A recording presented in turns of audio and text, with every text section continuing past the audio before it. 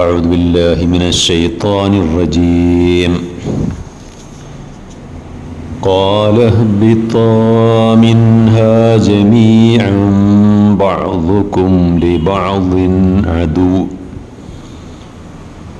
فإما يأتينكم مني هدى فمن اتبع هداي فلا يضل ولا يشقى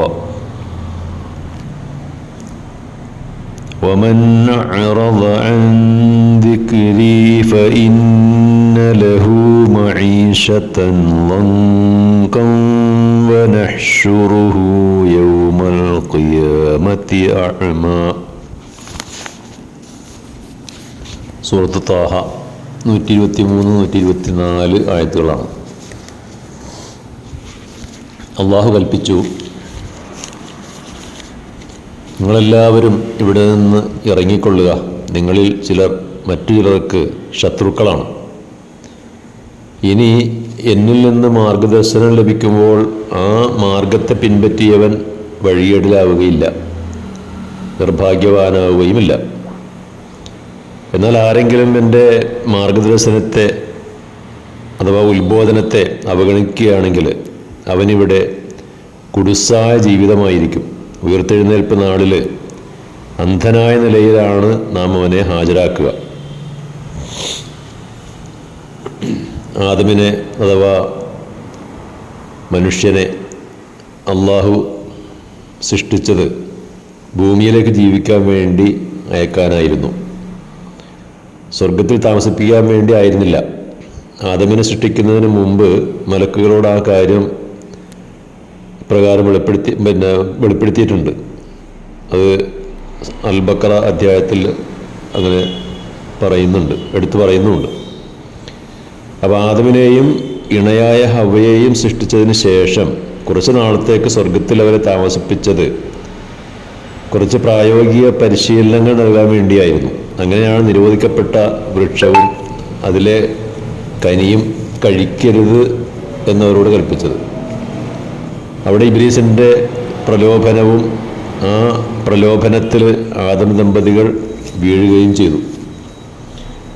പിന്നീട് ആ പാപത്തിൽ നിന്ന് മുക്തരാകേണ്ടതിന് തൗബ എങ്ങനെയാണ് ചെയ്യേണ്ടതെന്ന് അവരെ പഠിപ്പിച്ചു.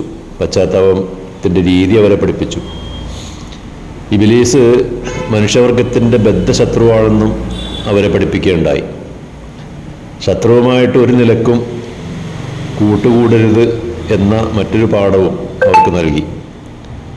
ഇങ്ങനെ ആ സ്വർഗീയ ജീവിതം ആദം ദമ്പതികൾക്ക് വലിയ ഗുണപാഠങ്ങൾ ഉൾക്കൊള്ളുന്നതായിരുന്നു. അവസാനം ആദം സന്തതികൾക്ക് ആദം ദമ്പതികൾക്ക് ഭൂമിയിലേക്ക് പോകാൻ സമയമായി. അപ്പോൾ അവർക്ക് നൽകിയ ഒരു ഉപദേശം ഇങ്ങനെയായിരുന്നു: ഫഇമ്മ യഅതിയന്നകും മിന്നി ഹുദൻ ഫമനിത്തബഅ ഹുദായ ഫലാ യളില്ലു വലാ യശ്ഖ.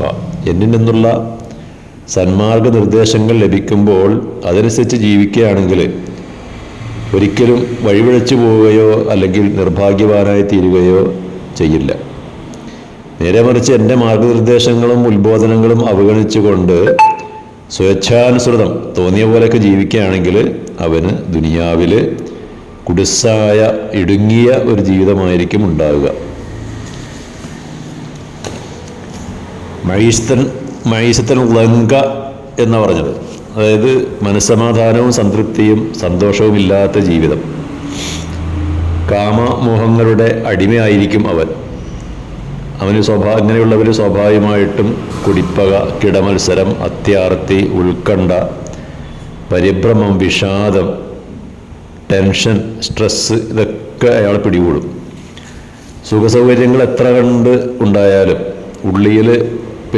അവൻ്റെ ഉള്ളിൽ അസംതൃപ്തിയും അസ്വസ്ഥതയും ഭയവുമായിരിക്കും. സ്വേച്ഛാധിപതികളായ ചില ഭരണാധികാരികളും കോടീശ്വരന്മാരുമൊക്കെ ആത്മഹത്യ ചെയ്യുന്നതും ഈ കാരണങ്ങൾ കൊണ്ട് തന്നെയാണ്. ഇതിനൊക്കെ ഒരേ ഒരു പരിഹാരമേ ഉള്ളൂ. അതെന്താണ്? ദൈവസ്മരണ നിലനിർത്തുക, ദൈവത്തെ അനുസരിച്ചുകൊണ്ടുള്ള ജീവിതം, ദൈവപ്രീതി കരസ്ഥമാക്കാനുള്ള പ്രവർത്തനങ്ങൾ എന്നിവയാണ്.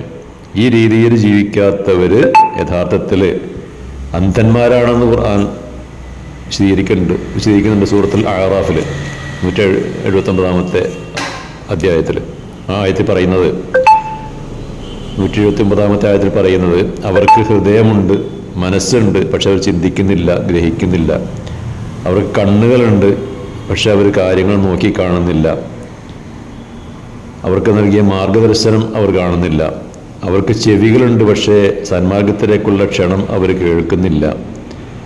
അങ്ങനെയുള്ളവർ മൃഗങ്ങളെപ്പോലെയാണ്, അതല്ല അതിനേക്കാൾ വഴിപിഴച്ചവരാണ് എന്ന് അവരെക്കുറിച്ച് പറയുന്നുണ്ട്.